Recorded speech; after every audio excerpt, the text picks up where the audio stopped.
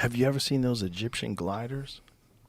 They found these gliders, these wooden things that they carved that look like fucking planes, and they were in some of the tombs that they had found. Thousands of years old. Looks like a fucking airplane. I mean, straight up looks Da exactly Vinci like an airplane. is saying that these are things talked about there. Like Forever. even if you're just following Jesus, right? Okay, so you believe that he was perfect and that this was how he grew up and got it. When it comes to him going to get information, he went to this specific place that we're talking about to get information and to get taught. And that's not a hidden fact. Like, it's been that way. So, you can't be reading all of these stories and not see how everything lines up. It does kind of line up in a strange way. You try to decipher it from all the different cultures. They all have their different versions of it. But at the end of it, there's a lot of similarities if you follow the stories and like what are they saying? I mean, Right. all of them have some sort of a creation myth. Well, But isn't that odd though Yeah, that a creature, if you think of human beings as a creature, that a human being that's never created a being itself has this idea that a magical force that is all knowing and all loving created, not they evolved, not they came from this and they learned, they got better, but that they were created. And that seems like a universal story, the created story. that's only because the duck that's outside of my house right now believes that. So What? so the duck is sitting on 6 eggs on a nest right by the house, Uh-huh. right by a 250-pound dog, a alibi,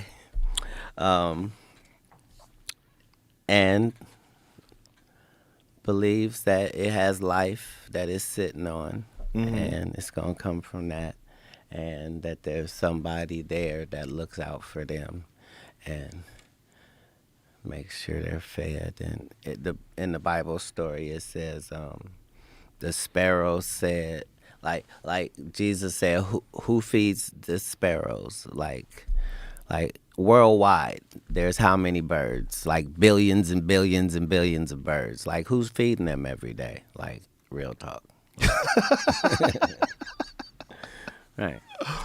Yeah, because what you're looking for is you need to find a mistake. That's how we would know maybe there's no creator.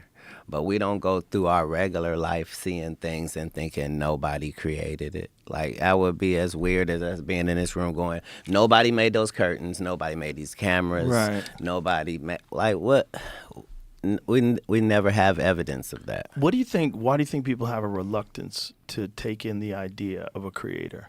Like, what do you think about it to them? Is there's some people that fancy themselves as intellectuals and they refuse to take in a concept for which there's no proof, and that's what they'll say. They use this very reductionist view of what God is, and they'll say there's no proof, and that they're a staunch atheist, and a lot of them they even talk like religious people. They almost their atheism becomes a religion instead of being completely open-minded to the possibility that you have zero idea what happens when you die. A lot of people that are atheists don't like God, and God would have to exist for them to not like it. So the whole thing is, if you were